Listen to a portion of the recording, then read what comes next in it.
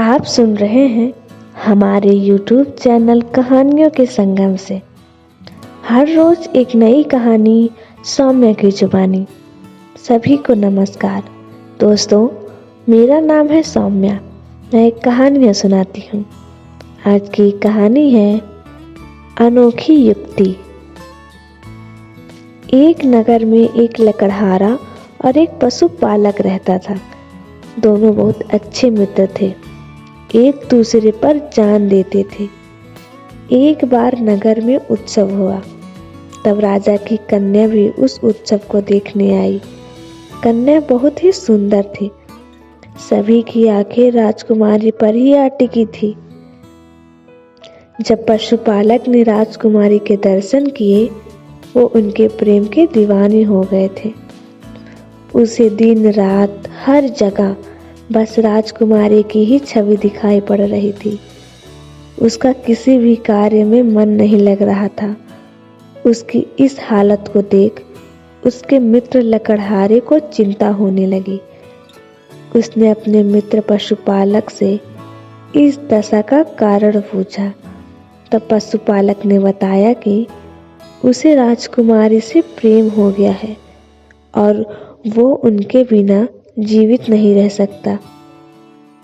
उसकी बात सुनकर लकड़हारा उसे एक सुझाव देता है और कहता है कि सुना है राजकुमारी शिव भक्त हैं, क्यों ना तुम इस माह की शिवरात्रि पर राजकुमारी से शिव का रूप धर कर मिलने जाओ। यह सुझाव पशुपालक को पसंद आ जाता है। वो अपने पशुओं में से सबसे सुंदर नंदी का चुनाव करता है, उसका पूरा श्रृंगार करता है और स्वयं भी शिव के भांति रूप धरकर शिवरात्रि की मध्य रात्रि को राजकुमारी को संदेश भिजवाता है कि आज रात्रि में कुंडी खोलकर अपनी कक्षिका रखेंगी। राजकुमारी यह बात मान लेती हैं और रात्रि में कक्ष की कुंडी खोलकर रखती है। मध्य रात्रि समय पशुपालक शिव का रूप धर राजकुमारी से मिलने आता है, जिसे देख राजकुमारी अचंभित रह जाती है और उनके चरणों में गिर जाती है।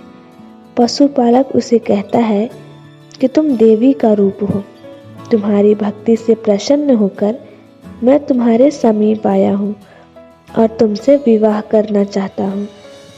राजकुमारी कहती है, प्रभु, इसके लिए आपको मेरे माता पिता से बात करनी होगी। इस पर पशुपालक कहता है, कन्या तुम देवी का रूप हो, इसलिए मैं केवल तुमसे ही बात कर सकता हूँ।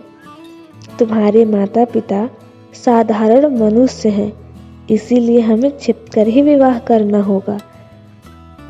राजकुमारी मान जाती है और शिव रूपी पशुपालक से विवाह कर लेती है। अब पशुपालक रोजाना अर्धरात्रि को राजकुमारी के पास शिव के रूप में आने लगता है। रोज कोई राजकुमारी के कक्ष में आता है, इसका दासियों को संदेह हो जाता है। दासियां यह बात महारानी को बताती हैं। महारानी महाराज से बात करती हैं। दोनों राजकुमारी के पास आते हैं और सच पूछते हैं। इस पर राजकुमारी पूरा सच अपने माता पिता को बताती है। माता पिता बहुत प्रसन्न होते हैं कि उनकी कन्या का विवाह शिव से हुआ है। स्वयं शिव भगवान उन्हें पसंद किए हैं। वो राजकुमारी से अपने जमाता से मिलने को कहती हैं।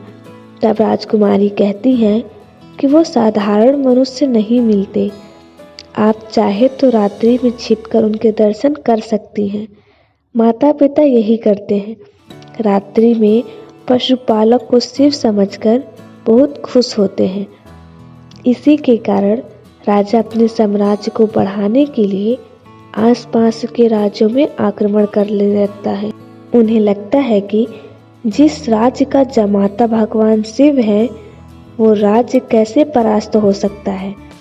देखते ही देखते छोटे छोटे युद्ध महासंग्राम में बदल जाते हैं और राज्य चारों तरफ से घिर जाता है। संकट के समय में महाराज अपनी पुत्री को कहते हैं कि भगवान शिव से कहे कि इस संकट से हमें वो बाहर निकाले। राजकुमारी अपने पति से आग्रह करती है। अब पशुपालक चिंतित हो जाता है, न डरकर भाग सकता है और न अकेले युद्ध कर सकता है।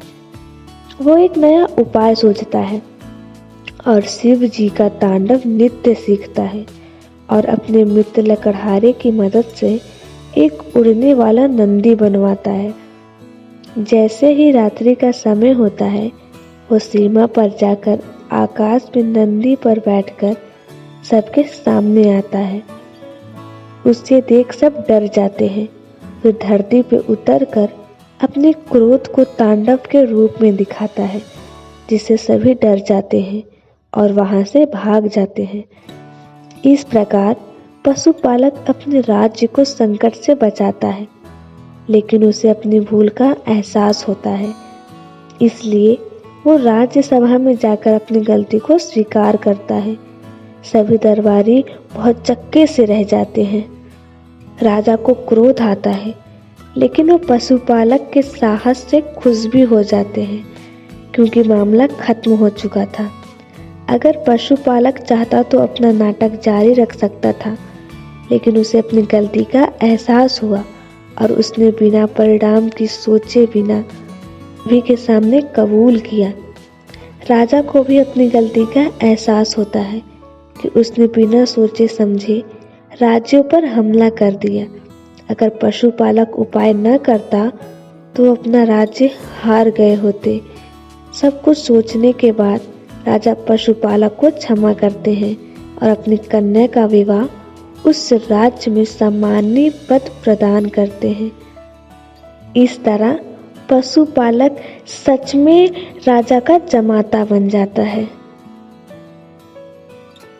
तो इस कहानी से हमें क्या शिक्षा मिलती है कि उपाय से आसानी से परेशानी से जा सकता है, लेकिन यह भी सीख मिलती है कि अपनी इच्छा पूर्ति के लिए झूठ बोलने का परिणाम कितना भयावह हो सकता है और दूसरों के बिना वास्तविकता को पता किए निर्णय लेना कितना जानलेवा भी हो सकता है।